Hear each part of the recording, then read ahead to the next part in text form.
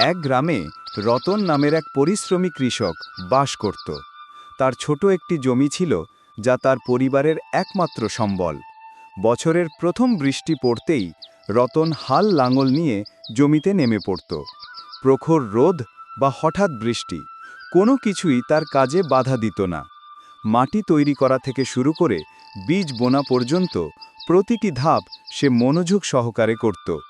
দিনে দিনে অঙ্কুরিত চারাগুলো বড় হতে শুরু করল। রতন প্রতিদিন সকালে উঠে নিজের সন্তানের মতো তাদের পরিচর্যা করত। আগাছা পরিষ্কার করা, সার দেওয়া আর প্রয়োজন মতো জল দেওয়া তার নিত্যদিনের কাজ ছিল। মাঝে মাঝে আকাশের দিকে তাকিয়ে সে ভাবত, যদি এবার ভালো ফসল হয় তবে সে তার মেয়ের জন্য নতুন জামা কিনবে।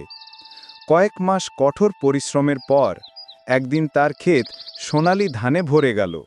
ফসলের ভারে নুয়ে পড়া গাছগুলো দেখে রতনের চোখ ভরে উঠল।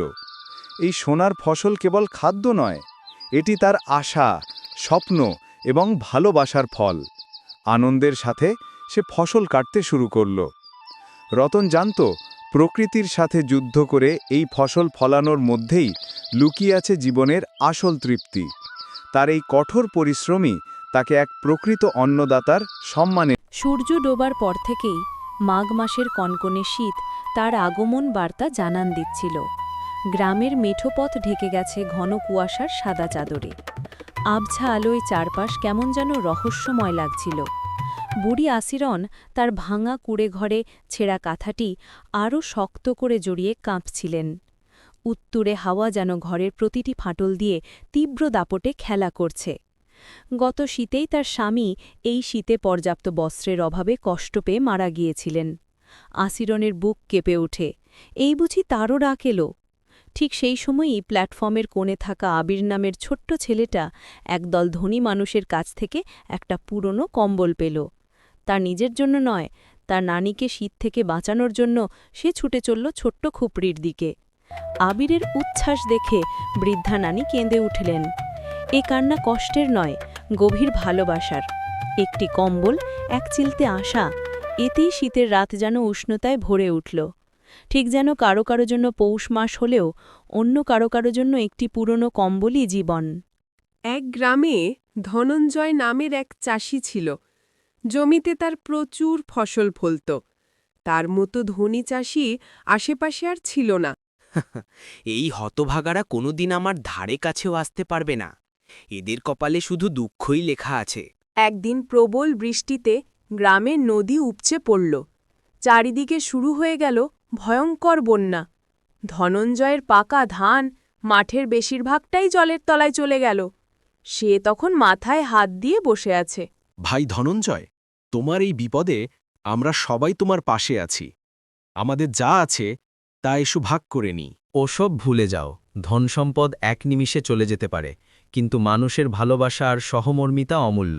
সেই দিন থেকে ধনঞ্জয় একজন বিনয়ী ও উপকারী মানুষ হয়ে উঠল। তো বন্ধুরা, গল্পটা ভালো লাগলে অবশ্যই সাবস্ক্রাইব করো।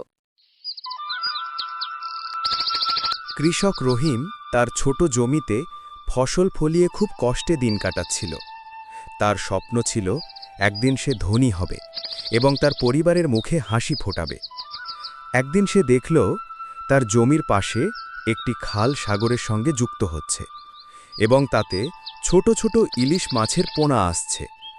রহিম চিন্তা করল, যদি সে পুকুরে ইলিশ চাষ করতে পারে তবে হয়তো তার ভাগ্য ফিরতে পারে। গ্রামের মৎস্য কর্মকর্তাদের পরামর্শে এবং নিজের কঠোর পরিশ্রমে রহিম তার জমির একটি অংশকে পুকুরে পরিণত করল। প্রথমে সবাই হাসাহাসি করেছিল, কারণ পুকুরে ইলিশ মাছ চাষ করা ছিল অবিশ্বাস্য।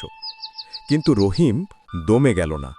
সে নিয়মিত পুকুরের যত্ন নিতে থাকল এবং প্রাকৃতিক উপায়ে ইলিশের জন্য উপযুক্ত পরিবেশ তৈরি করার চেষ্টা করল। কিছু মাস পর রহিমের পুকুরে জাল ফেলা হলে দেখা গেল তাতে ৩-৪ ইঞ্চি আকারের হাজার হাজার ইলিশ মাছ ধরা পড়েছে।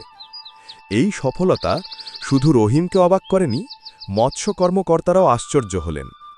তারা বললেন, রহিমের কঠোর পরিশ্রম ও উদ্ভাবনী চিন্তা তাকে গরিব কৃষক থেকে একজন সফল মৎস্যচাষী হিসেবে পরিচিত করে তুলল।